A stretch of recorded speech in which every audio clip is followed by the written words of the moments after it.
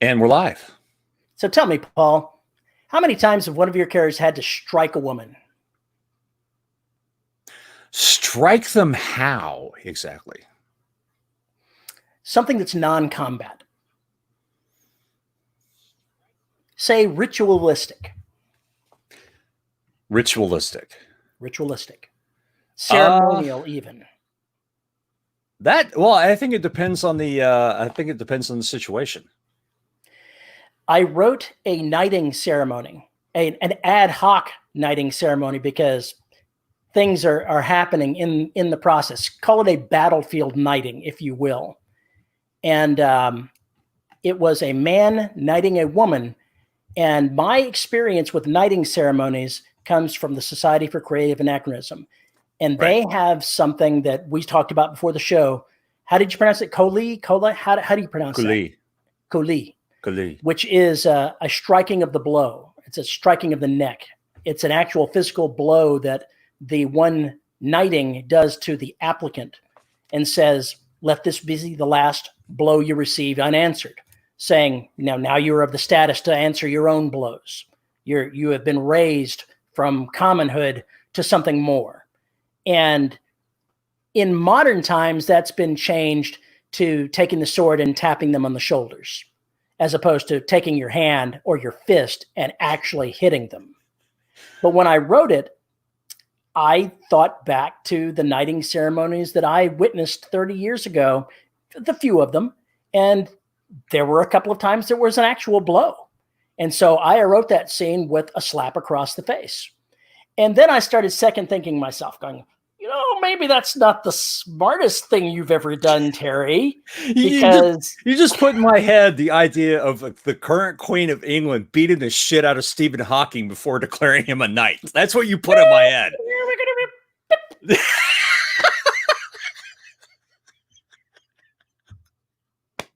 Oh my God, that's awful.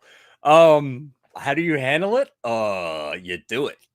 I initially said, I probably should write that and change it out with something else. And then a number of people, men and women both, said, no, I'd leave it in there. But I said, I kind of got to rewrite it a little bit so that it's not so egregious. I had to explain the historical context a little bit and blame the man's father who knighted him for being something of a rabid traditionalist. Mm-hmm. Because this is the far future. Are they really going to have most people that are being knighted being smacked around? Probably not. That depends. It's all cultural. It depends on the civilization. It depends on where they are. It depends on whether or not they're in wartime. It depends on all sorts of stuff. That is completely, like, for instance, if you imagine Sparta back in the day, I'm pretty sure the other Greeks considered them absolute nutcases because of the way they lived. Savages, yeah, exactly. They considered them, they were just warrior. They're a warrior class. They thought nothing of tossing a baby to the wolves and letting them, basically go out there and fend for themselves. Yeah. They had no problem with that. So it's a completely different civilization, a completely different culture. And therefore, those kind of rules go out the window. This is true. However, we are writing for the culture that's going to read our work as well. Yeah. You see what I mean there? You see what I mean? Yes, but that particular problem, you've got to walk that fine line between having a historic tradition or a tradition of any kind that you're making up not be offensive to the readers in a general sense. Depending on what it is, I think the best way to handle that is to set up the context. Give a reason for it. If you just suddenly have it come out of left field or start with that with no kind of pretext as to what the hell is going on or explanation, or the character doesn't know, then it's an issue. In your case, the character does know what's coming, does know the ritual and everything else. Right?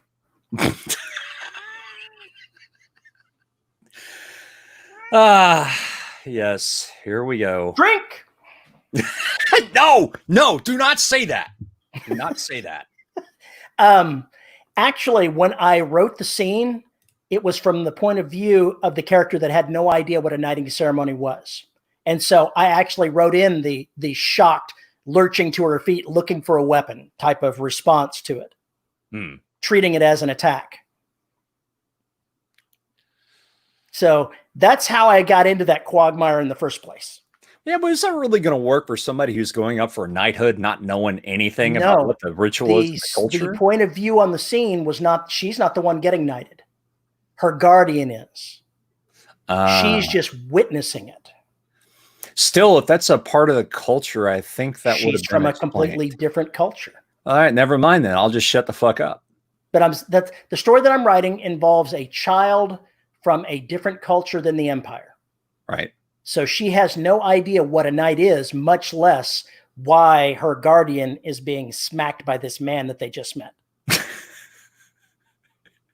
So, well, nice. Yeah, so that's how that scene came about in the first place. But I walked it back and rewrote things, and I made a good point of having the character being knighted, pointing out that she's kneeling there in powered armor with only the helmet off, saying, "I'm a combat Marine. I've been hit before harder than that in the advanced hand-to-hand course." Perhaps she took ownership of it and said, "I want it. I want no one to be able to question what's happening here and say, oh, you were weak." Oh, you were weak.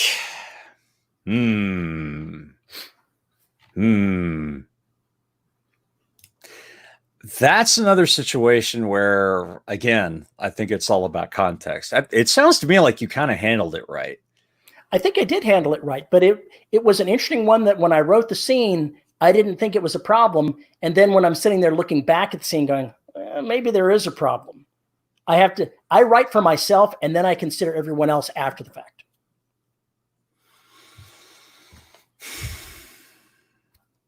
When I wrote the stuff for Garaga's Children, I was digging up a whole shitload of what would be considered very barbaric things today, right? Rituals such as eunuchs, the selling of practically children into prostitution, all of that kind of stuff. But that was all the culture. That was the religion. That was everything that went on there. Modern person's not going to understand what the hell that's all about unless you give some kind of idea Context. for it. Yeah, context. You have to have the context. Context. That's what I went back and added was context. I do think that if you're writing historical fiction, you can get away with a lot more than if you're writing in the present day, because it's further removed. And also because the culture can still feel somewhat alien. It's just like if I were to research a Japanese historical event, say the pillaging of Nanking or something like that. It's going to make a lot of people uncomfortable. I mean, if you want to talk about that particular incident, you have to cover rape, you have to cover the wholesale slaughter of children. The essential slavery of the populace. You have to consider all those things. It's not a pretty time. And if you're going to write your own fiction that takes place in something like that, you're going to have to deal with some of those issues. Well, that's true, but I don't write that kind of fiction. I understand. I write adventurous space opera. So yes, but not everything is about you, Terry. Everything is about me.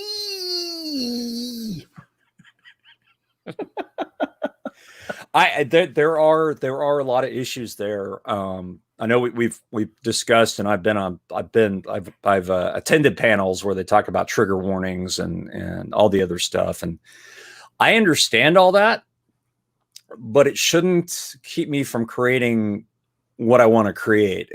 And you say you go back after the fact and you worry a little bit about maybe fixing up the details so it's not so in your face. Or at least you give some kind of a better context for what happens. I think that's the way you got to go. But at the same time, you don't. It just all depends on what you're writing, and it depends on what you're willing to put up with in response to it. It's true. There are some people. There was one reader who posted something on the Black saying, "Hey, every time this thing meets a cop, it kills the cop." I'm not sure I like that. I'm like, it kills everybody. Whenever it meets a person, it kills it kills somebody. Whenever it meets them, it kills them. Why does it matter if they're cops? Maybe because you have 100% kill ratio for cops. I have 100% kill ratio for all human beings.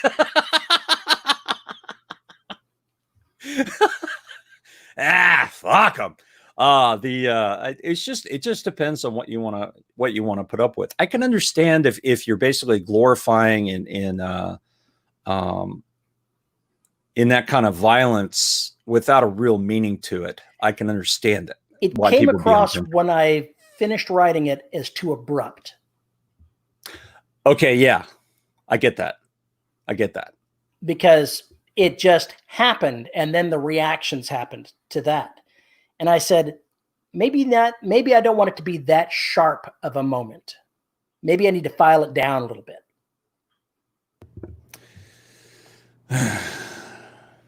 Because that didn't fit the tone of anything else that I was doing. Well, you're in kind of an interesting spot anyway, because you're talking about an alternative culture living in an alternative dimension, essentially, in the far future. I mean, it just all bets are off. You have tabula rasa. You can do whatever the hell you want with that. Alternate history, you can still do whatever the hell you want with it. I think it removes. Yeah, I think it removes. I think basically putting it in those fantastical scenarios is why it loses some of its punch. And by punch, I mean offending the shit out of people. It has to be there. There are people who've been very uncomfortable with the way my characters in Dharmesh / Lovers talk about Jews. Well, sorry. That's the way it would have been. These are the people they ended up enslaving. They didn't exactly have high opinion of them. And then in another book, the next book, it's from a Jew's point of view at the Library of Alexandria, and he's the freaking hero. So, but it made people uncomfortable calling that out. I felt like I was singling them out. Well, sorry, I was just being historical. I didn't say anything bad about Jews. I just said basically these people don't really consider them much. But it's historically accurate. It can be offensive, and I find it offensive, but it is the way it was. So what are you going to do?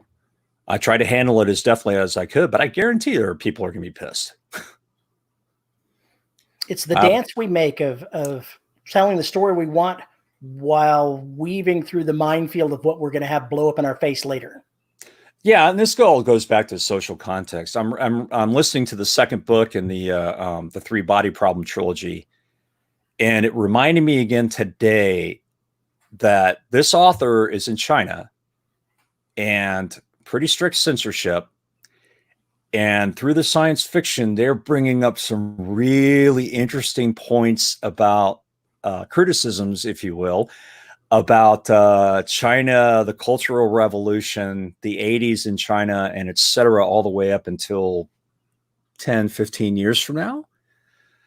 But it's handled in such a way that it obviously didn't make anybody in the Communist Party very upset. Otherwise, they would have killed it or seriously or drastically messed with it, but they didn't. So it's all about the context. And they had, and he had no problem showing an incident from the Cultural Revolution that was pretty ugly. I mean, just downright effing ugly. And that book started out that way. And so it kind of set the tone, but it never really reached that tone again. But the point is that this is what these people were exposed to, and it permeates the rest of the book as kind of like this ghostly shadow that kind of moves along with all the rest of the characters as they go into the future. It's such an interesting change in perspective. And when we had Yuta on, he was talking about the fact that as long as it's science fiction, you can get away with a hell of a lot. And I think that's true of everything. I think once you enter that world where you bring in the fantastical, you get away with a lot. Depending on your readers, obviously, and depending on what it is. But I don't think you need to be, I don't think you should go away from, I don't think you should go away from what you want to write. If you don't want to publish it, that's fine. Write it and write it. Write it the way it happened. And then maybe go back before you put it out and then second guess all your bullshit. But the other thing is get somebody else to look at it. And if you're worried about how one group or one segment of the population or whatever is going to take it, hand it to somebody and say, hey, I'm idiot. I'm a colorblind moron. Please take a look at this and make sure I'm not, doing something crazy. If you're that worried about it. I'm not worried about it anymore, but to veer off course, you say talking about writing something that you just don't end up publishing. That takes me into a totally different category of conversation. In about 3 weeks, I have a book coming out from Wild Stallion Press that's run by Chris Kennedy and his wife and Mark and Joy Wandry, called Murderous Complications. And it's the last erotic novel that I wrote before I switched to science fiction. Right. Yeah, So again, you've had that novel hanging around. Modern day thriller with explicit sex scenes and a triangle relationship. Yeah, I've had it laying around for a long time. Ooh. Yeah, Chris said that he didn't get a lot of sleep that one night because it kept him up, and I almost made some cracks about that because that's how I roll. But that's going to be a fun one for you guys. Well, you've had that book. Oh my! You've had that book hanging around for over a decade. Seems like it's true. It has been. That is kind of scary. Something like 8 years, 9 years, something like that. I think. I have drawer novels. I have 4 or 5 of them. They're never going to see the light of day. Not going to happen. Well, the difference between drawer novels and this is I did all the writing of erotica first. This was the last piece of erotic fiction that I wrote. So I had 1.1 million words of experience when I wrote it. Right. So it was not a poor work. It's somebody that knew how to tell a story wrote it. It's not the style that I would write today. Right. But apparently it's good enough. There are some short stories I've shelved. They did what they were supposed to do for me. And that was it. I took a look back at them and I said, I don't want to publish this. It's just very simple. I wrote it for me and I just had to get an idea out of my head and I wrote it. And that was the way it was. And there's nothing wrong with that.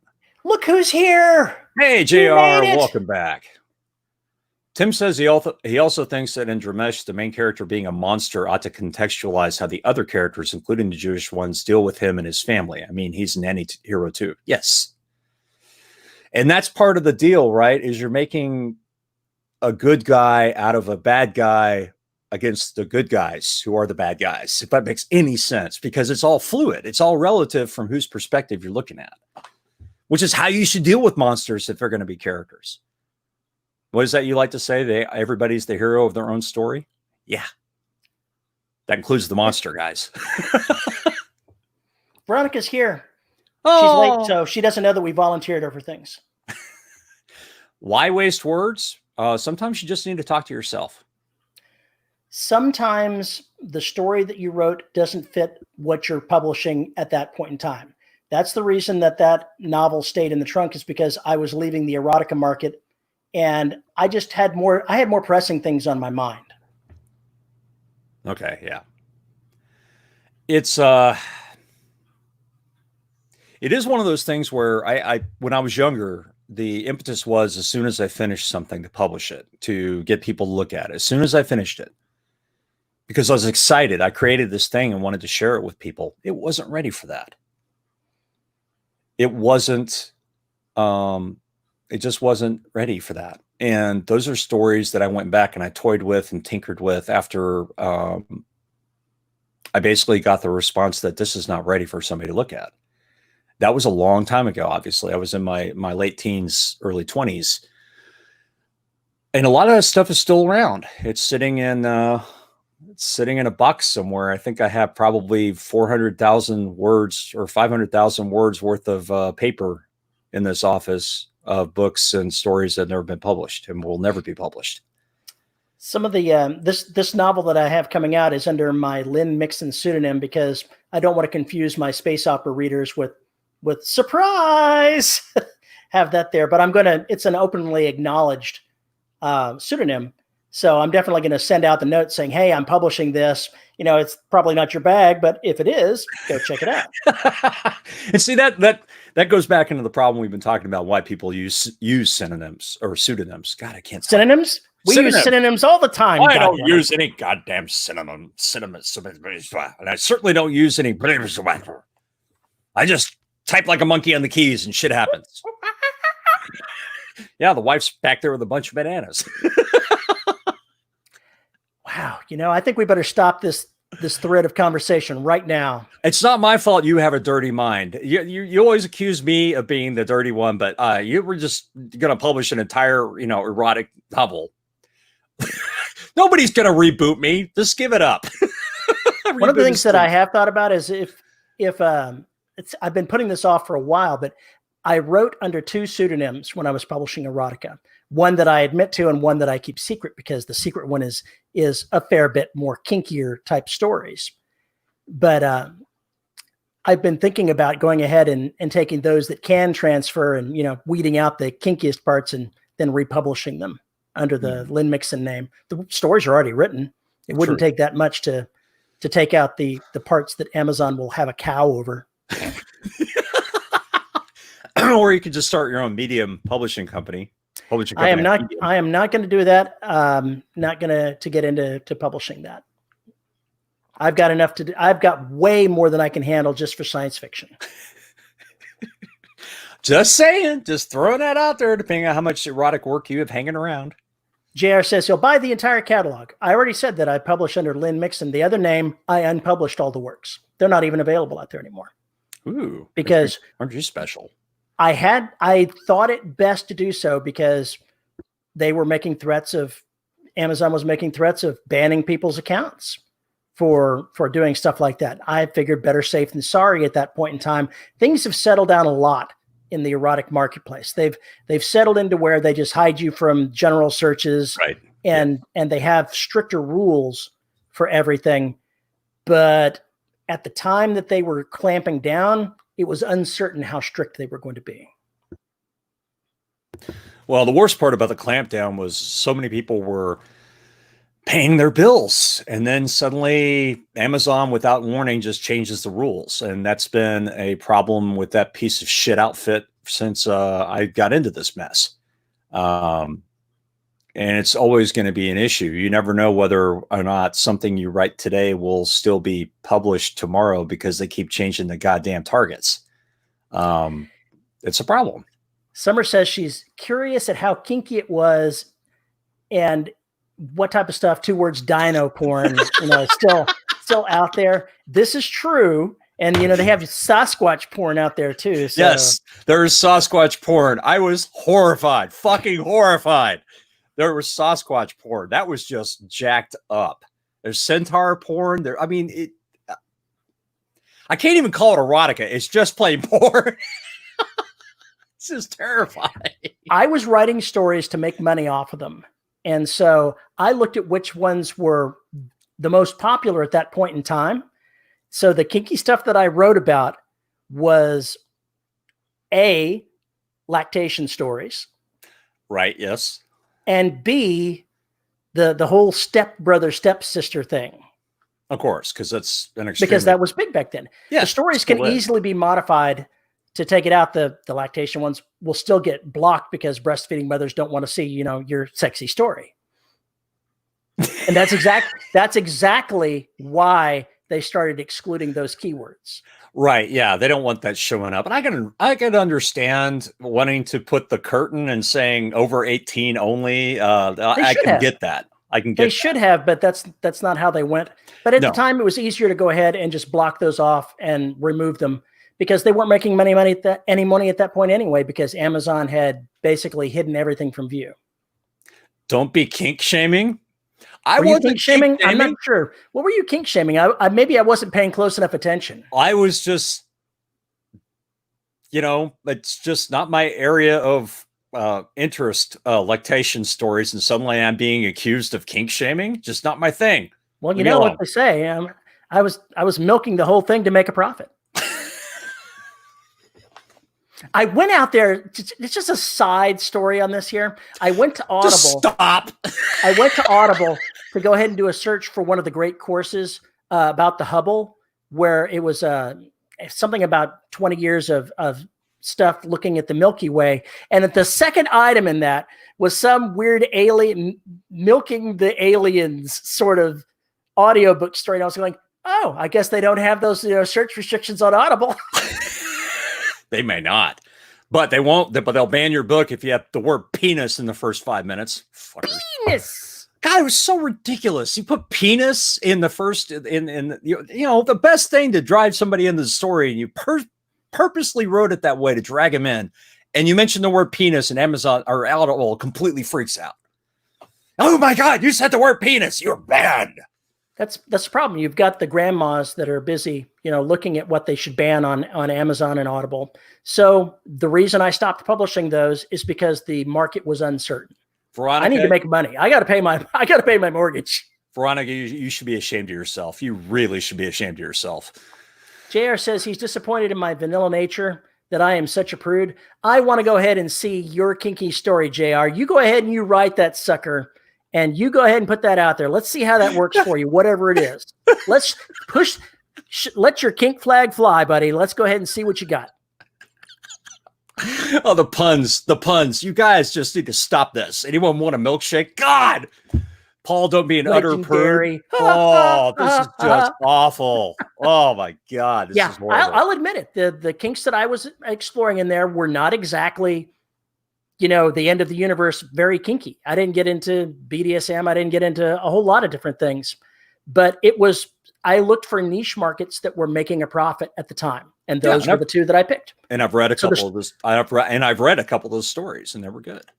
Oh my gosh. Oh my. Gosh. They weren't my thing though, because I'm not really into erotica. Tim says it's pure skim when it comes to reading. Oh. Oh, the comments in the chat. Holy crap. Oh, yeah, indeed. The 50 Shades sort of made most of these topics mundane. I think you're right about that to a certain degree, because the 40s and 50s women kind of went crazy for those books. And used to be, pretty in the closet sort of thing, but that did bring it more mainstream. I agree.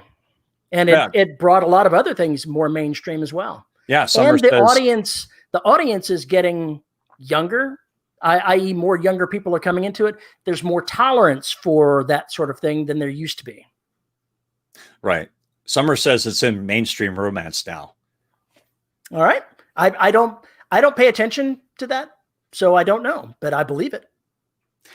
Tim is threatening a punpocalypse if we don't answer his question about space opera. We will get to your question about space opera, I promise. Right now, we're talking about penises, vaginas, erotica, that kind of stuff. I'm not really sure how we got on this topic, but now we're here. So we might as well unzip and plumb the depths. Ooh, unzip. Oh. Oh my. Oh my. Oh my. It's writing that kind of sex is I mentioned this comment before from John Irving. He said all writers have to be orphans. And he meant that when you're at the keyboard, you can't think about your parents. You can't think about how your family's going to take it. You can't think about how your friends are going to look at you after they read it. You have to write like it's just you. And with sex and erotica and that kind of thing, I think that goes triply true. What's the saying? Let your freak flag fly. I think that's what you have to do, but you have to have a story there. It can't just be the porn unless that's where you're selling it. Cause I don't think that's erotic. Short stories, pretty much it's the porn. It is, because you don't have time. I had this discussion with somebody else. You don't have enough time to bring a lot of plot into a short story, but if you're writing a longer work, the sex needs to be the spice added to the story rather than the plot itself. JR says that he wrote one sex scene in the book. His mom read it, sent it back with notes, and told him he should practice with his wife and rewrite the scene.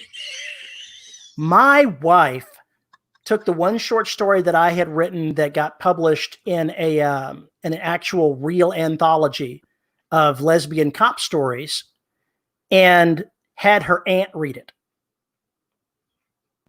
So when I heard about that later, I'm like, oh my. But you know what? I still have that on my shelf. Right here. Why wouldn't you? Why wouldn't you? Terry has now left his mic. We are now going to sit here and talk about him. There you go. Erotic Investigations. That reminds me of the... Yeah, I did not make the anthology name. They changed the name of it later.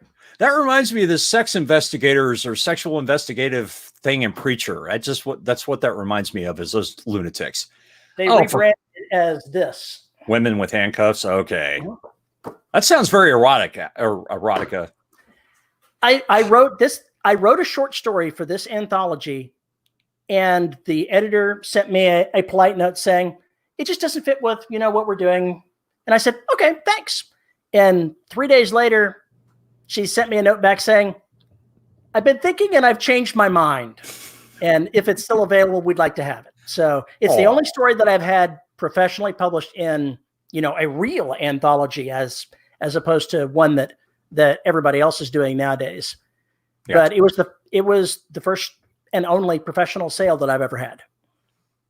Or maybe back in the old definition of professional.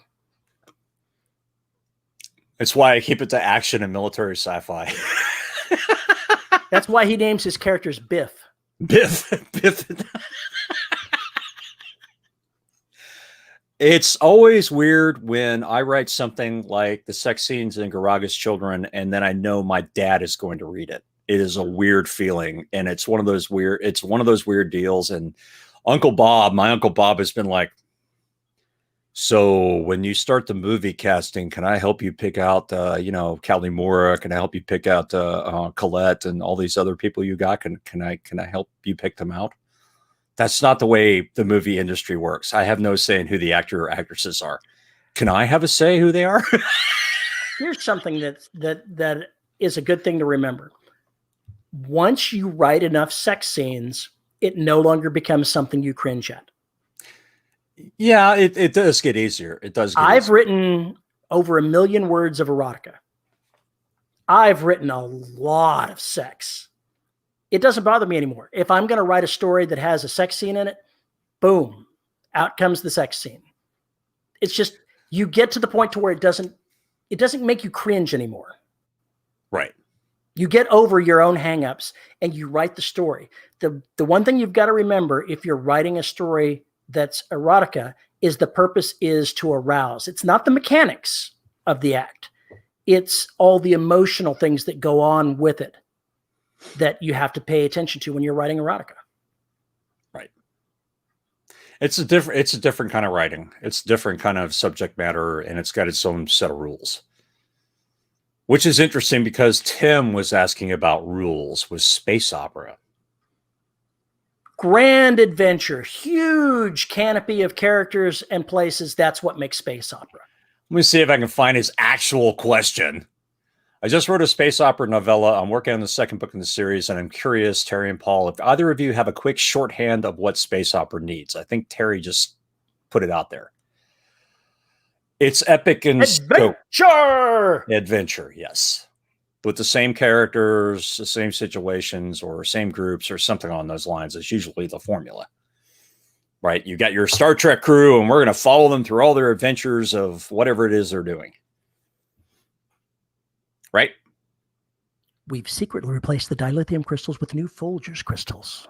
God, let's not. That's an old bit. You need a new bit. It is. But I'm an old guy. I revel in my old guy status now. I mean, we've discussed this before, and people have asked us this before. What are the rules of this genre, this genre, this genre? And we've had discussions about that. It is, you just have to, I think you just have to read the literature to see what's permissible, what's not permissible, what you can get away with, and how best to do it. And it just kind of depends. Any ideas on how to get that across in a shorter book? High adventure in short fiction. High adventure in short fiction. It's hard to get a grand scale in a short story. If you're going to write a short story that's space operatic, you're going to have to make sure the adventure plays a big role. It's going to have to be in space. It's going to have to hit all the tropes that space opera has for itself. You're going to have a grand empire as a background or some other huge fight that's taking place that is spanning the galaxy, so to speak. You're not going to be fighting all of it in the story, but it has to be mentioned. Yeah, it has to be something in the background if you're writing military space opera, in particular. Because you don't have to have military space opera, do you? No, you don't. Military science fiction is different than space opera, but if you think about it, almost every space opera story you see is going to have some type of conflict happening in the background. It's not going to be a utopia. There are going to be bad things happening. There are going to be rebels doing rebel things. There's going to be a fight of some kind going on, and it's going to be large scale. You can't, in a short story, portray the large scale, but you can at least allude to it. Right. You have the background to it and all of that stuff that goes along with that. Again, just look at the literature. Escape Pod does weekly audio fiction and has for, good God, 13, 14 years now. I don't even remember. It's been forever. There are occasionally military sci-fi or high adventure stuff in those short stories, and they know how to get them across. The authors know what they're doing. Another anthology you should look at is There Will Be War by Jerry Pournelle and Larry Niven that was, I think, put together back in 83 or 84. That had some really good high adventure kind of space opera, military sci-fi stuff. Yes, Peter F. Hamilton does space opera, and he does it very well, at least in 2 of his series. I haven't read all of them. Yeah, I think you just kind of have to go after it and take the gambles, take the risks. But just because you want to try and fit in the genre doesn't mean you have to be completely beholden to it. I think being completely beholden to the rules will actually stunt you as a writer. That's just my 2 cents. Looking here to see if I can find some. I know that there was Sci-Fi does a lot of this type of thing. Dark Matter was a great show that showcased a lot of how you tell a story with a closely encapsulated crew. Right. But you hint at all the larger things that are going on around it. And there's another one with bounty hunters that I just can't quite remember the name of the show. And I didn't find it in a quick search. How dark, Tim asks, how dark do you think space opera can get before it becomes something else? The Expanse is pretty goddamn dark in its space opera. Is it? I think so. It follows the I'm rules. not sure. I think you're probably right that it is, but it may be a bit grittier than most people would say is true space opera. And yet it fits all of the tropes. You're talking about how dark it can get. That is a perfect example, I think, The Expanse, for how crazy it gets. Peter F. Hamilton's series are pretty damn dark too. I mean, they're ugly. There's a lot of horrible shit that happens in Peter F. Hamilton novel. You can get away with it. It just depends. You have to kind of look at what's going on. Killjoys. Killjoys? Is that what it was called? It's the bounty hunter. I was trying to remember the name of a bounty hunter sci-fi series that I've been watching, that I'm like a season behind in watching. It's definitely space opera. Tony asks, Cowboy Bebop. I haven't seen enough episodes of Cowboy Bebop. They have a spaceship. They go around and do shit, but I guess it's sort of space opera. You think so? Outlaw Star? Like I said, I'm somewhat ignorant, so I don't know exactly everything. I just remember I've seen the episodes I've seen of Cowboy Bebop were amazing. I liked them. I didn't know what the hell was going on, but I liked them. Here's the question for you. Are the brown shirts space opera? Brown shirts. Oh, you mean Firefly? Mm-hmm. Yes, absolutely. Absolutely. That's not a Western in space. They're actually space opera. I don't know. When I watched what I watched of it, I was thinking Western. It is a Western, but it has all the space opera tropes. You've got to add something. Can you add something to it that makes it so that it's not something, that it's something else? If you add enough Western to it, does it become a Western in space? If I add enough horror to my fantasy, does it become horror instead of fantasy? Yes, it absolutely does. If you add enough, you may have to add a really big dose, but you can absolutely drag that across the line. Brown coats, not brown shirts. That's why I was confused. Brown shirts is a Hitler Nazi thing. Don't do that. Yeah, I don't mean any. No Nazis are implied in this here. I couldn't remember the name of the show. Obviously, it never really made a big impression on me. So Terry's old. My memory, it slips. What can I say? I guess Cowboy Bebop would be considered, space western. It has the same deal. It just, I think they are there. It just has these western trappings. It's still space opera. It's still space opera. You want to tell me Star Trek, the original series, wasn't a fucking western? It was a fucking western. It's a fucking western. It is. You just have to look at it with the way the characters act, the conflict, and everything else. It's a western. It's not a bad thing, but it's a sci-fi. It does show you how you can have a varied palette of this sort of thing. Space opera doesn't mean a specific thing. It's a pretty wide canvas. Yeah, and again, it goes back to reader expectations. Terry didn't really care for Firefly because he couldn't get past some of the trappings that they put in there. Even though it's an excellent show, and he's completely wrong about everything when it involves true. The show. I actually like Westerns, so this is not a impediment to me. The story was too slow. I went through half the season. I'm like, I'm bored. I'm moving on. I can't. So they did something wrong, obviously, because not enough explosions for Terry. That was the problem. I need more explosions. I need more moments like Captain Val kicking bad guys into his engine and having them come out as little pieces parts. Space opera involves what? Travel, long arcs, involved plots. The Western aspect also implies good guys and bad guys with monster of the day. Yes, all of that. You just hit space opera on the head. All of that. Just put it all together, and that's what it is. MOTD, I like that. Monster of the day. Yeah. Those are pretty much the stories I write. It's like the X-Files. Exactly. X-Files is not, space opera, but it definitely has the monster of the day aspect going for it. Yeah, you know what? I really miss the monster of the week stuff. My favorite X-Files episodes are the ones that have nothing to do with the conspiratorial bullshit that's going on, the longer arc. It's the short arcs. It's the episodes like Stretch or whatever it's called, with the guy that can, basically thin his body down like a rat and change his body's, he can compress his body to fit in really tight spaces. I can't remember what that one was called, but those are my favorite kind of stories from the X-Files. This is my favorite stories from Millennium as well. The first season of Millennium was absolutely amazing, and then they fucked it up in the second. But the Monster of the Day story, I think if you get really good at writing those with the same characters, and it doesn't matter if it's space opera or quote unquote men's adventure or whatever you want to put it into, I think those are still very popular. I'm sure they are. I think they're very popular, and if you can crank those puppies out, you'll be in really good shape. But Veronica says, so space Western can be a subset of space opera. String enough space Western episodes together and you get opera? No, that's not how that works. Opera is totally different. I want to have a bunch of spaghetti Westerns in space.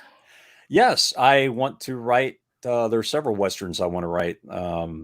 One that takes place during the Silver Rush in Colorado. That is a Garaga story called The Day the Town Died that I've been trying to work on for 9 freaking years. And I've figured out to make it work.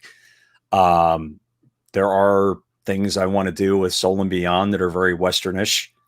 It's all there. I'm going to go ahead and say something controversial now. Oh, shit. Tim says, but it's also possible to have a space Western that stays small and doesn't travel much, and then it wouldn't become a space opera, he thinks. And I'm going to say the original Lost in Space. It was a space Western. It was just a family traveling through the frontier of space. Yeah. No, I think you're right about that. That has the same kind of deal. Colonists moving across in their wagon train, trying to find shit. I do think that is true, what you said. Now, nowadays, with the new iteration of the show, it's definitely space opera. But the initial show was definitely a space Western. Of course, it came out way back, what was it, the 60s, late 60s, early 70s, I think it was. So it's not surprising. It was in the same general time frame as both Space 1999 and Star Trek. So it is not shocking that a lot of those shows back then still had the space Western feel. I think Lost in Space started in the early 60s. It's entirely possible. I think it was like we should ask the Jupiter 2 right now what they're doing. Hey, one of you guys or gals or whomever, one of you folks, go Google that shit for us. When did? Never mind, he's got it. By the way, can you hear the ice cream truck? Is that showing up on my mic? That son of a bitch is out there again in the creepy van. Aired between 65 and 68. There you go. 65, 68. Yeah. Which I was born in 64, so I literally grew up watching that show.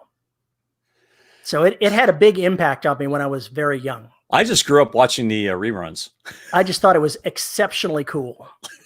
It was. For what the only thing that really bugged me, even as a young child, the thing that bugged me is that because the writers didn't know how to write the robot, sometimes they would be intelligent and have great conversation. Other times, he'd lose his little mind. Yeah, I think they had some problems trying to figure out exactly how to write the robot. That was probably one of the weakest portions, but also it had a chance to be really funny. And of course, Dr. Smith was always comic relief. Did you ever notice? Do you ever see Dr. Smith in the pilot episode of that show versus the rest of the series? I don't think I've ever seen the pilot. In the pilot, he is a spy and a saboteur, and he murders a soldier to get into the ship. In the original? In the original one, in the very pilot episode. Really? The same actor that played the sniveling coward plays a cold, cool killer. So that's why when they rebooted it, they made Dr. Smith that kind of person. Yes. Gotcha. Only they took away the spy part and just made her a full-on serial killer, psychopath. Yeah. Sociopath. Yeah, but when I got a chance to look back and watch the initial episode, I was going, wow, they must have gotten a lot of feedback on Dr. Smith and changed him up. And I am just, the guy's name that played it was, his name was Harris, I think. I forget. I think his last name was Harris. And he has one of the distinctions of being one of the only people to smack Chuck Norris around just as a piece of side information. He was a sparring partner of Chuck Norris's and actually panged him in the head once. Wow. Holy shit. That's terrible. There you go. Bit of trivia for you. Richard Harris? I don't know. He was apparently a big deal. He was a big name actor back in the day. Richard whatever Harris his name was. I don't know. That was not Richard Harris. Richard Harris was British. I don't know. No, I'm saying the actor that played Dr. Smith was actually a big name back then. Okay. And I've undoubtedly got his name wrong. Tim says pilot episodes can be really interesting because of the variations. Yes. And he says, check out the pilot of the Venture Brothers versus the very next episode and pay attention to Brock. And yes, Venture Brothers is one of my favorite shows because it pokes so much fun at one of my childhood loves, which was Johnny Quest. And so that's very near. The Venture Brothers is very near and dear to my heart. It is the street for Johnny Quest. I love that. I love that shit. His name was Jonathan Harris. There we go. Jonathan Harris. Richard Harris, totally a different person. Richard Harris was the original Dumbledore, if I remember correctly. He was a big deal back in the day. Mm-hmm. Yeah, I can see that. Let's see. Huge change of pilot between the next episode. That is something you don't do with a book, folks. I don't think you'll get away with it. I don't think you'll get away with it. You might be able to do it in TV, but I don't. Veronica's shuddering at Johnny Quest. I loved Johnny Quest when I was young. Yeah. What was the problem? What's the problem? Besides, apart from all the what would be considered today racist trappings, apart from that, what's wrong with the show? Welcome to growing up old. Yeah, old. Yes, 22 minutes of TV is not a 400-page novel. You are absolutely correct. Absolutely correct. But still, the point stands. You can't make that drastic a change to a character without removing their brain and putting a new one in. So, yeah. Ugh. She says it was the filler show at 6 a.m. when she was awake too early. Bleh. Well, bleh to you too. I grew up wanting to be Race Bannon. Didn't everybody? Didn't all the little kids want to be Race Bannon? He was so competent. That man was amazing. Yes, he was absolutely amazing. He was absolutely. Obviously, you could tell how old I am because I can remember the name of a cartoon character that was that old that I haven't seen in many decades, but I can't remember, Firefly. You should see the episode with the Venture Brothers episode with Race Bannon. It is absolutely priceless. The one with Steve Austin from the $6 Million Man. Yes, they did it. It is absolutely hilarious. It's so bad. It was cheesy, but I like the $6 Million Man too. Oh God, yeah. When I was like 8, it was a $6 Million Man and the Bionic Woman, and then the Sonny and Cher show where they had the Bionic Watermelon. I think I missed the Bionic Watermelon. Oh, it was one of their skits, man. They did it like every show. Yeah, but I didn't watch the Sonny and Cher show. Well, that would be why you don't know anything about the Bionic Watermelon. Now, would you? I believe you are quite right. But you know what? Something about looking back at these old episodes, they, as if we went back and watched them now, we'd cringe. Oh, yeah. Undoubtedly, absolutely. we'd look at it and we'd cringe. But they formed what we thought were decent stories when we were growing up. And so they'll bleed through in the way we tell stories nowadays. I tried to go back and reread some E.E. Doc Smith stuff. And that's like the father of space opera. But, oh my God, some of it's really hard to read. It's got major flaws, like the way they treat women and race and everything else. So it's extremely cringeworthy. But it's, when you read it in the first place, when you're growing up, you're in a different age, and some of that just doesn't impinge on your consciousness. It and you remember the good parts of it. You remember the parts that you don't discard, and that influences the way you tell stories going forward. I agree. There was some implied Sasquatch erotica in that $6 Million Man episode. No, there was not implied erotica. It was not implied. It was kind of, it was more or less kind of the bro squatch. He was kind of the bro squatch. All right. Bro squatch. God, it's so funny. I just can't. That word, you want to say that, but that particular part of the show worked out so well that they actually brought the bionic Sasquatch, alien Sasquatch back once or twice more. He appeared in that show 2 or 3 times. That may be one of the reasons why the Venture Brothers just went after it so. I mean, it's like a pit bull grabbing onto your jeans leg and just pulling you off. It was awesome. For those of us who remember it, I think those guys write that show for my generation that grew up with all that bullshit. They're actually younger than I am, but I think that's where they got all that. I think they were exposed to it as well at a very young age, and that's why they enjoy ripping it up so much. Oh, it's God, the Herculoids. I remember that Jesus. Oh, Thundar the Barbarian. Hey, how's that for a Space Ghost? Oh yeah, Space Ghost. Oh my God. Bro Squatch, that's a t-shirt.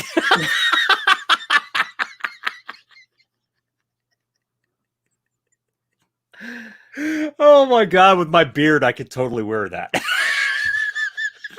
That beard, you're gonna look like Sasquatch before much longer. Yeah, isn't it getting kind of good here? Huh? Well, it's kind of. Am I truly beginning to look like the basement dweller I've always been? Not yet. You've got about double the length on that beard before you really get to that. Yeah, then I'm gonna have to do the braid. It's just gonna have to happen because I have to do at least one show with a beard braid. It's gonna happen. So we'll see. We'll see how that's gonna work. At least I didn't go the route of the Venture Brothers version of The Thing. Do not watch uncensored. I don't remember that one. Sounds like you've got a homework assignment. Maybe that was in the last season, which I haven't seen. The Thing. I don't remember that one. Do not watch uncensored. No, the episode you do not watch is the Sargassum episode because it has the most disturbing 4 frames of animation that have ever been shown. What happens? The pirates ask Brock for the keys to the boat. Where are the keys? He says they're in my ass. I think I see where this is going. Oh, you wish you did. So, or I wish I didn't. Oh, the human callus. Yeah, the human callus was awesome. That's what you meant by The Thing. When you say The Thing, I think John Carpenter's The Thing. They go spelunking and they make Brock mad. And so Brock clenches his butt cheeks and then swings the guy around But the guy's hand up his ass, he swings him around and knocks him out, knocks the other people out with it too. But there are 4 frames that basically will kill you. Brett and I were laughing so hard that we couldn't breathe. And then we had to go watch it in slow motion afterwards. We had to slow it down, and we just, for 10 minutes, we cackled like fools. It was great. It was awesome. But it was the most disturbing 4 frames of animation you will ever see. I should know, because we went frame by frame through it. So that's kind of the way it was. Clench. All right, sorry about that interruption. The world. I am never off work. That's the way these things work. That goes back to, we were talking about erotica. Here we're going into comedy and what people find absolutely ridiculously funny. And this kind of all goes back to it. It's ripping up what is loved. Even with the Venture Brothers, there's a certain amount of respect for the original material. There's a certain amount of love that you can see in that, because they're basically taking the worst attributes of those characters from the 60s and transplanting them into the 2000s as if they were educated in the 60s, because the kids are dumb as shit because they've been educated with 60s, 50s, and 60s educational material. So they're completely out of culture and don't understand what the hell's going on, which is a wonderful mechanism because it allows them to be dumb as post and not be dumb, just completely ignorant of how the world works. And that's something that's definitely fun. You could take Firefly and take it in a completely different direction. What if Mal and his group are pretty much cold-blooded killers? Does that kind of change the situation? It may not change the people all that much. You may be surprised. Become desperados. They become desperados, willing to do whatever they want. But when they're together, it may still be the same relationships. It really can. It just means that there's a pall hanging over, not a pall, but a black cloud. A PALL. There we go. I'm not talking to myself in the third person. There is basically that envelope of atmosphere around it. This pretty much permeates. I mean, that's kind of what Grimdark does, right? You could theoretically take the Game of Thrones world and change it up so it wasn't so grimdark, and it would still kind of call back to the original characters, to people who've read them. If they took Game of Thrones and made it less despicable, I think you'd lose part of your core audience. It wasn't the show for me, but obviously a lot of people loved that show the way it was until the last season, where the writers just basically said, we're out of here, and dumped it. Yeah. Well, like I've said before, I think I watched the first 4 seasons and I was just kind of like, I was done. It's like me and The Walking Dead. There became a point where I said, I don't need to watch this anymore.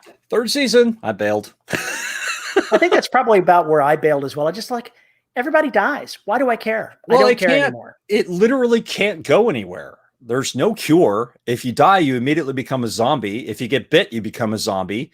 If you drink the wrong thing, you become a zombie. You're done. It's over. There is nothing left in the world except survival. And you can only deal with that so long before it becomes repetitive in my mind. And just, no, it's not fun anymore. Because there's no wins. There are no fucking wins. It's all various shades of losing. And then you get Negan.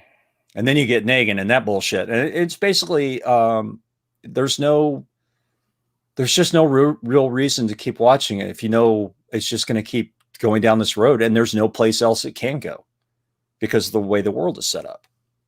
It is not like one of my books. I do not kill everyone. I do not kill everyone. That is the joke. Go read my work. I do not kill everyone.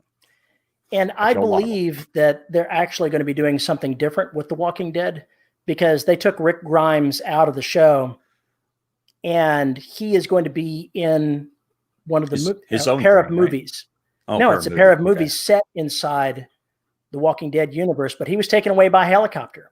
I think that there is a group that's maybe going to make some inroads towards doing something. It just took, 7 seasons too long to go. Yeah, I mean, I liked the first season when they meet the disease guy, and he's explaining to them exactly how the zombieism works and everything else. I was hoping they would stay with that direction, with them trying to find more of that or clues or something on how they could go forward, but it just didn't happen.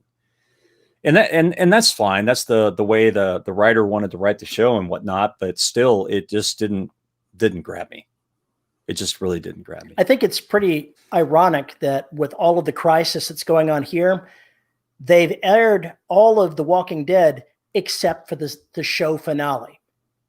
The coronavirus killed the production of it before they finished doing the production on God. The very last episode of the show has not aired and will not air until they have the ability to finish doing it. Oh my God, that is a shitty situation. Is that a kind of an irony there that the end of the world ended the show about the end of the world? I think that's amazingly ironic. I think that's very meta. It's meta. I think that's more the word than ironic, but still very, very, very close. Couldn't happen to a nicer show, damn it. Thank you, Dean. And thank you, Summer. There is a large segment that loves grimdark. I thought at one point I was writing grimdark, but I don't write grimdark. I don't write about shitty people doing shitty things. I just don't usually write that as the entire goddamn novel. There will be people who do shitty things because that's life. That's reality. But when you're basically everybody is a horrible sentient, it kind of, after a while, you just, who the fuck do you root for? I mean, what do you have in common with them? Why do you keep reading about them? I mean, if you do, that's great, but I lose all interest. Need a haircut, Daryl Dixon. I thought they killed him. Pretty sure they killed him. Wasn't there a big brouhaha when they killed Daryl? Daryl. I'm pretty sure he's still alive because they had to have somebody popular. Oh, somebody who watches this show will tell us in the chat, I'm sure. Yeah. Bad things happen to good people. Yeah, good things can happen to bad people. It was Carl. Oh, Carl died? I always figured that that was Carl's story, but then they killed Carl off, and I'm like, I don't understand now. I'm so lost. I don't understand what the hell's going on. When you're writing a series, there are situations where you have to make a decision about exactly how all that is going to go down, because over time you can slip into that trap. And there's nothing to say you can't take your protagonist and show them a really bad time, or have them do some really bad things and then come back and regret it, or have it, affect their character for the other stories. That's actually a good thing. But me personally, as a reader, if it jumps down to the point where there's absolutely no hope, it just kind of loses any reason to keep reading. I think the hope thing is something that's very important, and it needs to keep on. Kaiju kitties. It is a terrifying idea. Are you trying to get her to purr on mic? No, I was just bringing the mic closer so I could talk again. I was getting her to attack my hand. Oh, she's a nip kitty. Oh, a nip kitty. She's sitting here purring, and when she gets very friendly, she just starts nipping at fingers. Yeah, I have those too. Yeah, they get Twitter pated. They get over stimulated, and they need a bite. Gotcha. Lack of hope is why the Mass Effect ending was so poorly received. I haven't played any of those games. I know they're really popular, and everybody has really great things to say about them, but I don't know anything about the world or the lore or anything else. But that's interesting. Lack of hope is why the Mass Effect ending was so poorly received. I get it. Games like oh God, I can't even remember what it was called. Really played the hell out of it too. All these people were trapped on an island with zombies, and it seemed hopeless in a lot of ways. But the bottom line is the characters survived long enough, they got out of there for a while. Dead Island, that's what it was called, Dead Island. And that's why it was fun to play. That's why the story made any sense at all, is because these are people who are in a really shitty situation and doing their best to get out of it. But you had hope they can get out of it. And I think that's the important point. If you know you're completely doomed, what's the point of continuing reading? What's the use of running when you're just going to die tired? Well, I don't know if anybody else has read this story. I think it was on Pseudopod, but basically this guy is walking across the desert and there's this thing behind him. And it gets closer to him every day. He can see it way behind him, and it just keeps walking. It just keeps walking toward him. And it's like this one zombie that will not let him go. It follows him wherever he goes, and all he does is get more and more tired as time goes on, and it gets closer and closer and closer. Imagine how different The Walking Dead would have been if Shane had killed Rick and taken over as the main character. I was never much of a Shane fan, I'm afraid. Shane was a dick.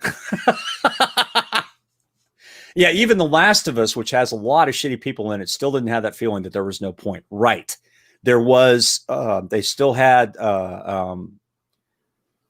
colonies of folks who were living together to make the best of it. They had, they were all trying to do something. They had scientists on call. There was stuff in that world that made sense. They still had a civilization. Wasn't much of one, but they still had one. And I think that's what also made that game so important. Will Screamer put in downstairs?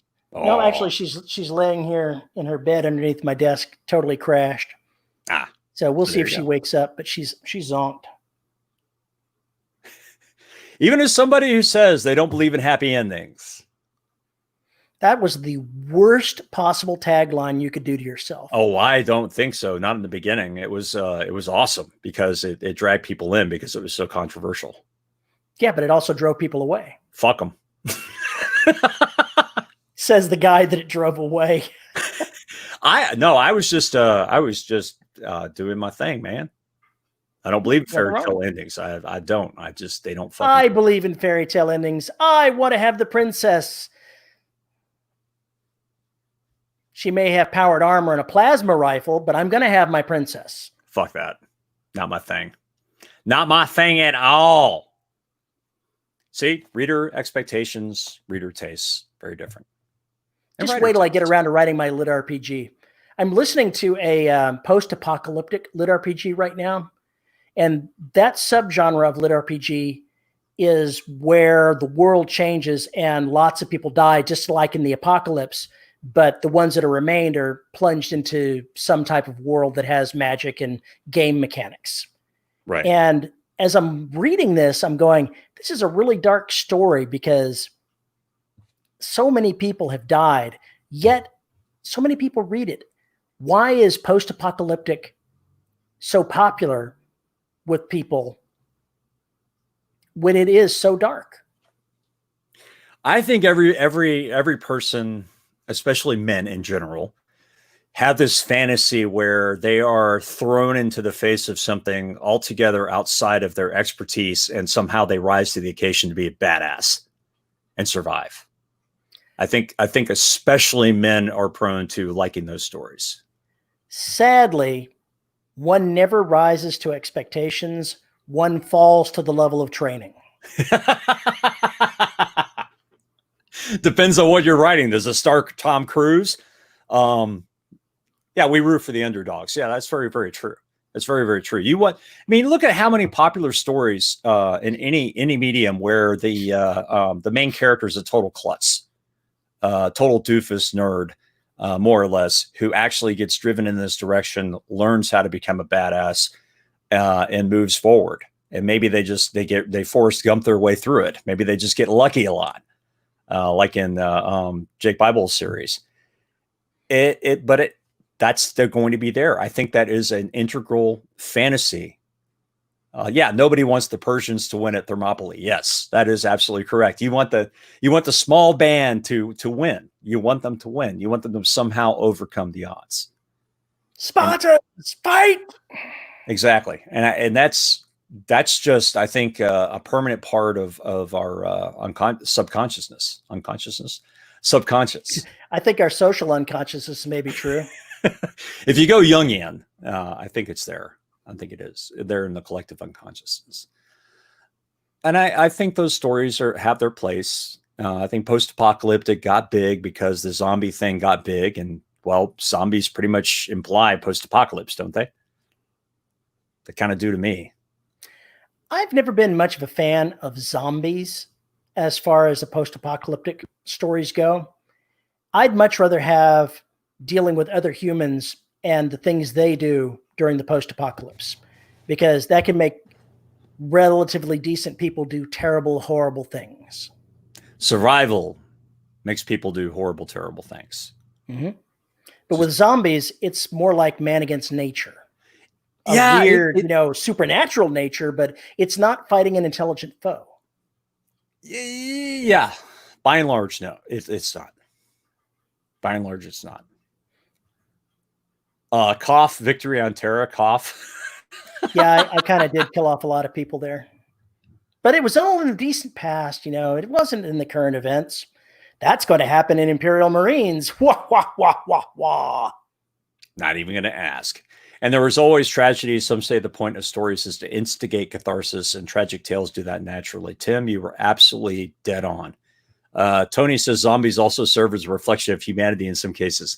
That would be Dawn of the Dead, the original Romero version, where they all stopped in a shopping mall to glorify themselves into the last bastion of capitalism before the zombies came in and fucked everything up. That was awesome. What do you call a kinetic strike? A love tap? Well, that's true. And I did blow up a couple of cities with nuclear weapons. So, yeah, I've done some horrible things. You're a horrible person.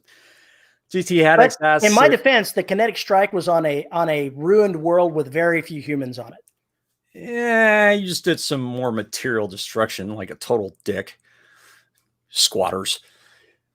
GT Haddix beer. Says it will be interesting to see if things normalize in the real world sometime soon, whether post-apocalypse remains popular as a genre. I've seen several articles about publishers saying, don't send us any more apocalyptic fiction. No more. Here's the thing, though. Publishers do not dictate what the public's taste I get that, but the point was they have received so many that they are completely inundated with the same shit. That's what they said. That's what they said. These publishers have no taste when it comes to story. They want to chase whatever is hot in the market. They wouldn't know a good story if it bit them in the ass. I am simply saying that is what they have said. And I imagine the film companies, if they ever get back on board, are going to be saying the same thing. That's all. That's all I'm saying about it. Kinetic Strike, I love. I've got so many different Warhammer 40,000 books and even some audio that I haven't gotten around to. I keep hearing, it's going to be so grim, so dark. It's grimdark. I'm not sure that that's going to be the case. Although I've looked at the Warhammer 40,000 role-playing game, and it's pretty wacky. It's pretty space opera, dark space opera wacky. Oh, Dean says that depends on what publishers are still around when this is over. Very good point. Yeah, the big one, which probably won't be around very long either. Veronica says, so what might be the next big thing? Historical what if fiction?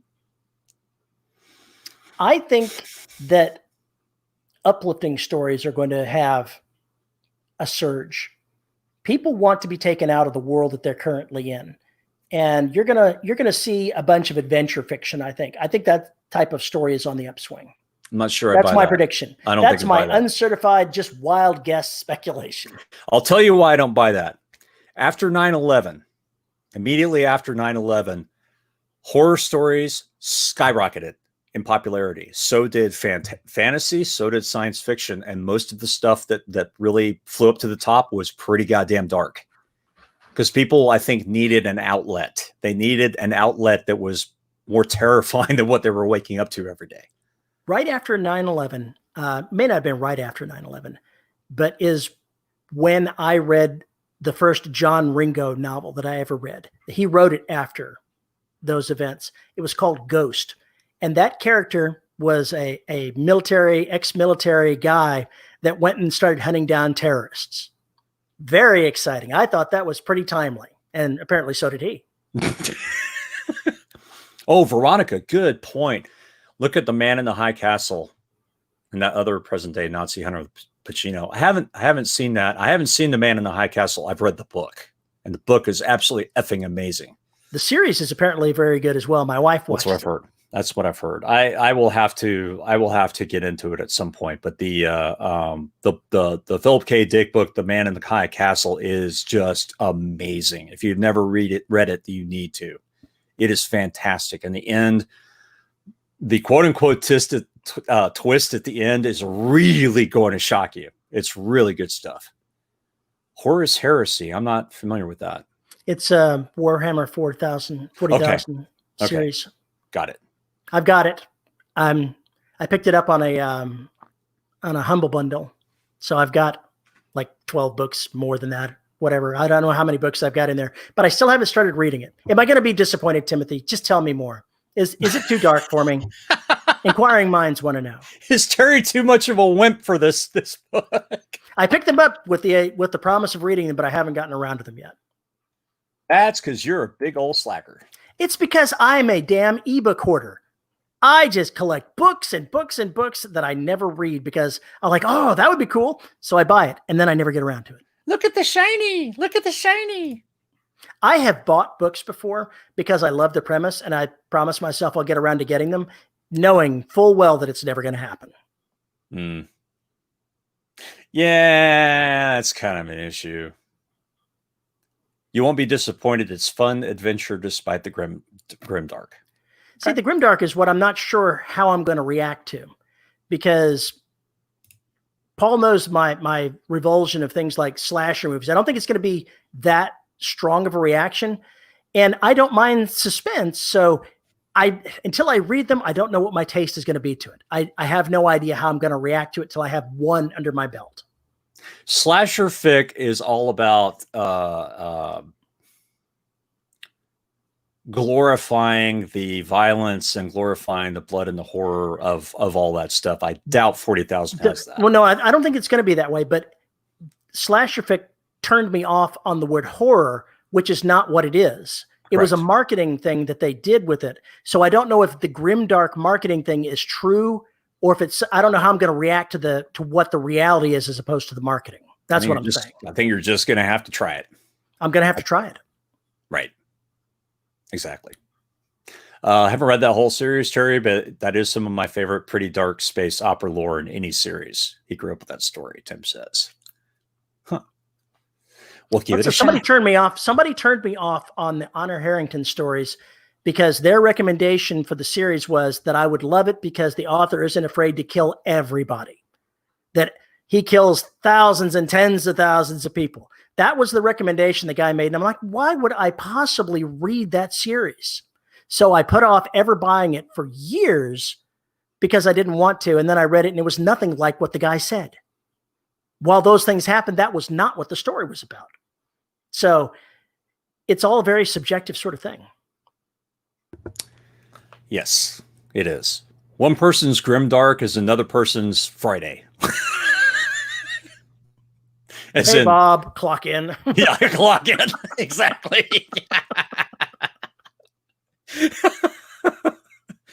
I do know the one where a team of assassins goes after the main villain is probably among the darkest ones, so some of it gets pretty low, but it's a fun series. I don't know that sending a team of assassins after the main villain is going to be necessarily a dark thing for me. Depends on how ugly this group of assassins gets. You know, if you're looking at a villain that is a really dark person, is it really bad if you have to do really bad things to get at the really bad person?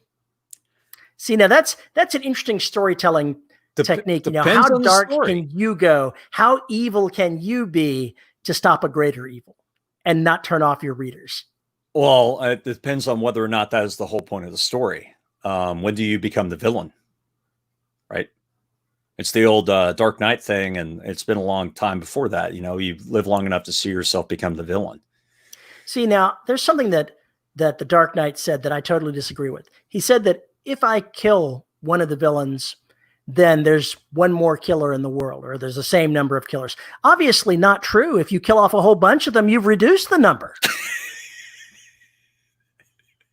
I don't think they said that in The Dark Knight, but I understand what you're saying about Batman. Yeah, I will not cross this line. Well, you're fucked. You're going to be dealing with these assholes for the rest of eternity.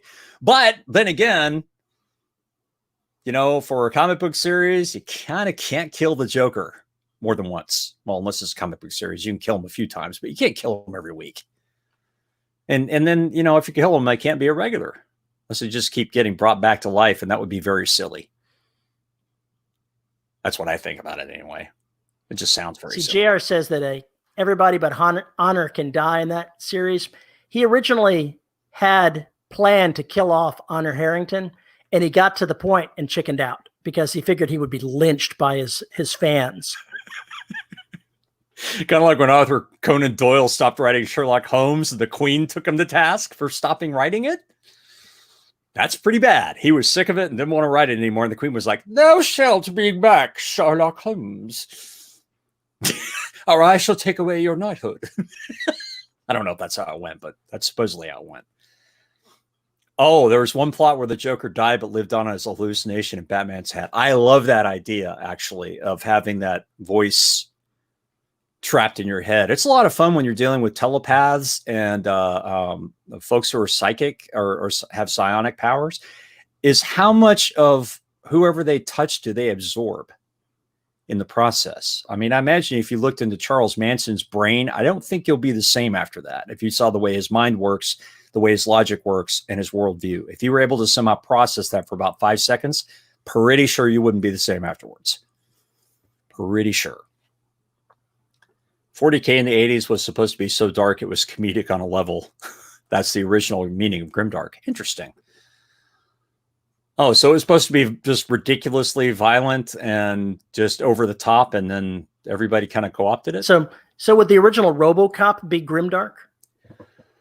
No, the original RoboCop I consider a horror comedy for adults. It's pretty grim, that world. It is extremely grim, extraordinarily grim. That's a really shitty world, but I actually liked RoboCop, so maybe there's hope for me. Yeah, such an 80s movie. I mean, did you see the remake? Satire, right, Tony? No, did you see? I saw the remake too. It had its own flaws, but I liked it as well. I only saw the first and the second one. Grimdark takes itself a bit more seriously, whereas RoboCop was satire. Yeah, I agree with that. RoboCop had way too many points where they were just basically satirizing everything. Yeah, you're right. All right. Well, I'm gonna make a point of putting the Horus Heresy on my Kindle and reading it before the next live show so that I can give my opinion. Mm-hmm. Well, folks, we've been at this for an hour and 22 minutes. So if you have anything important to ask or say, do so now. If you have anything frivolous to ask, by all means, kick that sucker out there. Yes. Or if you're in really big trouble, you can do other things.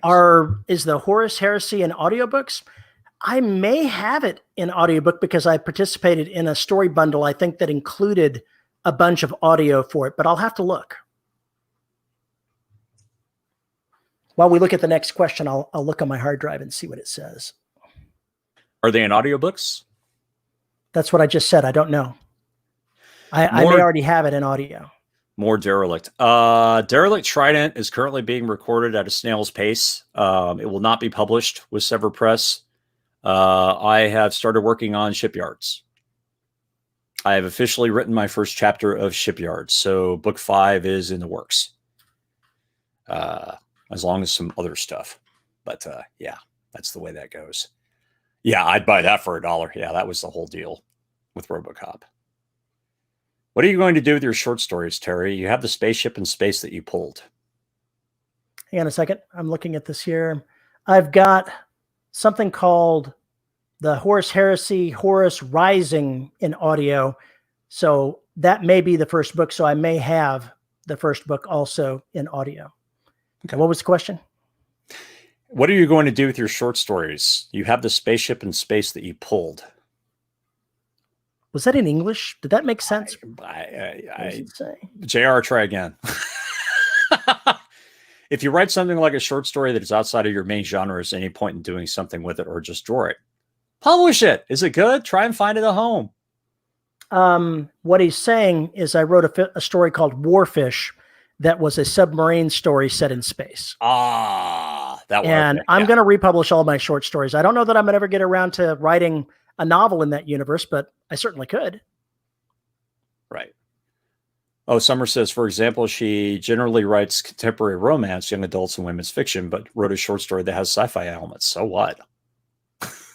Chris Winder needs to write The Pineapple on Pizza Heresy. Oh my God. The trigger, it's so easy to trigger the internet. All you have to do is mention pineapple on pizza. People freak the fuck out.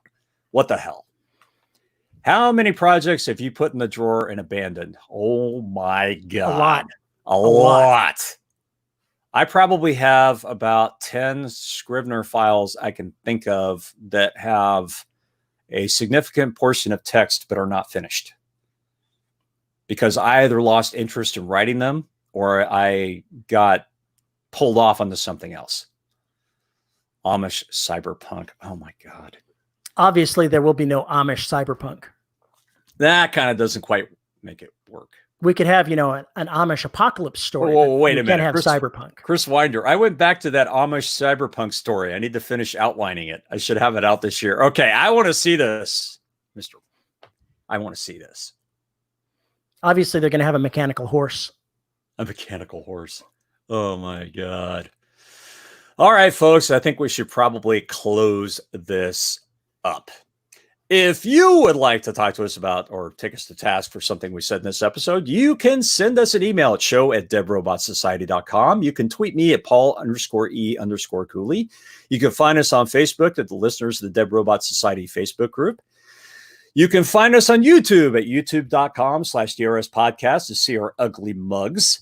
We have to thank our wonderful host, pod hoster, who makes all 14 bazillion episodes of the Dead Robot Society available for your ear holes. We have to thank our Patreon supporters, and we'll get to them in a minute. But if you want to support the show, you can find us at patreon.com/DRS podcast, where for as little as $1 a month, you can help support the show, get access to exclusive content, and etc. And at the $10 level, you get your name read.